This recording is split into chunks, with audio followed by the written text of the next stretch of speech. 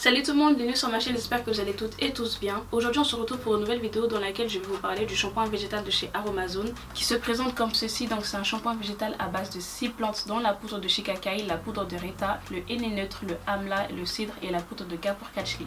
Donc après avoir testé le ratio de chez Aromazone, je me suis dit que ça serait également intéressant de tester leur shampoing végétal. Je me suis dit que ça serait intéressant de faire une vidéo là-dessus, surtout qu'il y a des avis, il y a des photos, il y a des vidéos sur internet par rapport à ce produit là, mais jamais sur des cheveux crépus. Donc si vous aussi vous voulez connaître le résultat de ce shampoing végétal de chez Aromazone sur des cheveux crépus, je vous invite à regarder la suite.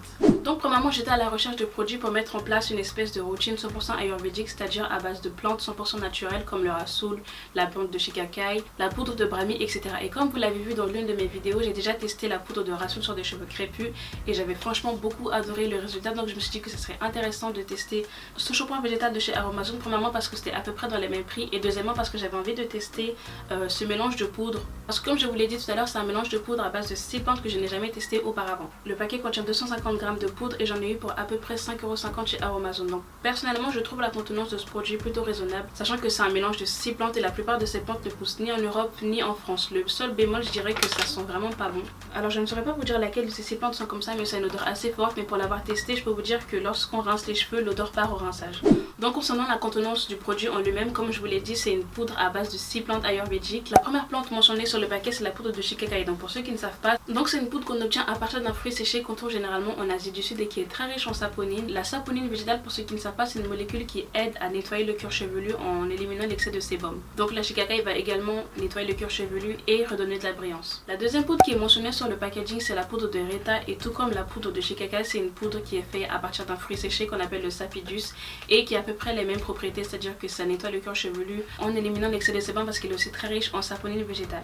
La troisième poudre mentionnée sur le packaging, c'est la poudre de henné neutre. Donc contrairement aux autres henné, celle-là c'est l'henné neutre, l'henné végétal, c'est-à-dire que ça ne colore pas les cheveux. Donc je pense que vous la connaissez tous, c'est une poudre également obtenue à partir d'un fruit séché qu'on utilise beaucoup en Inde et dans la médecine ayurvédique en général. Donc le henné va nous aider à combattre l'excès de pellicule, à combattre la propagation des poux, et le henné va nous aider à diminuer tout ce qui est démangeaison et irritation du cuir chevelu.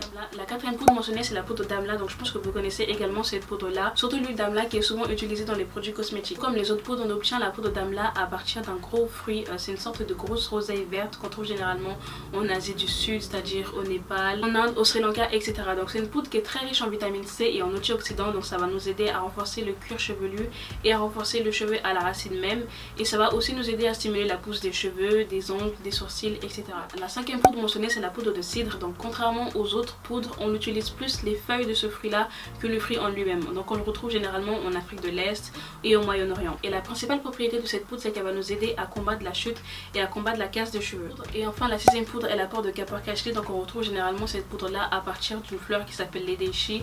Donc cette poudre là va nous aider à rendre les cheveux plus doux et à tout ce qui est démêlage et définition des boucles. Donc comme d'habitude, j'ai séparé mes cheveux en 4 grandes sections que j'ai divisées par la suite en petites sections et j'ai appliqué le produit sur mes cheveux. Donc en appliquant le mélange sur mes cheveux, je me suis très vite rendu compte qu'il y avait quelque chose qui n'allait pas. Donc malgré le fait que j'utilisais beaucoup d'eau et malgré le fait que j'ai mis plusieurs couches de pâte sur mes cheveux avaient quand même du mal à adhérer à la pâte. Donc c'était comme si ça restait en surface mais ça ne pénétrait pas réellement le cheveu et le cuir chevelu. Mais vu que la pâte était un petit peu trop fine, je me suis dit que j'allais rajouter de la poudre, mais même en rajoutant de la poudre, je me suis rendu compte que j'avais toujours aussi de mal à bien nettoyer et à bien démêler les cheveux. Donc comme vous le voyez, le produit restait surtout à la surface mais ne pénétrait pas réellement le cheveu, ce qui a fait que mon cuir chevelu à la fin de ce shampoing n'était toujours pas propre. Donc malgré le fait que j'avais utilisé exactement la même technique avec le rasoul, c'est-à-dire que je démêlais mes cheveux, je saturais mes cheveux d'eau et ensuite j'appliquais la pâte. Et donc comme vous le voyez, mes cheveux étaient certes saturés de produit mais n'étaient pas clairement propres. Donc ensuite je suis allée rincer mes cheveux et voilà le résultat que j'ai obtenu. Donc pour faire un petit bilan général de ce produit là, je dirais que pour ma part personnellement et pour le type de cheveux que j'ai, c'est un petit peu un flop.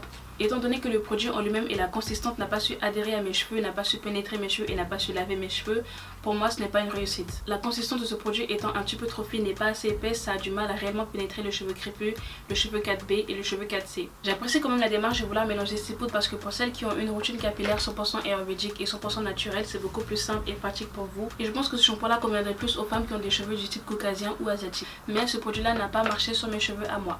Donc voilà, c'est la fin de cette petite vidéo, j'espère qu'elle vous a plu. Je pense que je referai d'autres tests comme ça de produits 100% naturels, de produits ayurvédiques, je trouve ça intéressant. Et je me dis que ça peut toujours aider celles qui ont des cheveux crépus comme moi et qui sont à la recherche de produits 100% naturels. N'hésitez pas à aimer, commenter, à partager si la vidéo vous a plu et on se dit à la semaine prochaine pour une nouvelle vidéo. Bisous. She a good girl gone bad, now she ain't coming back again. Lost in the world for a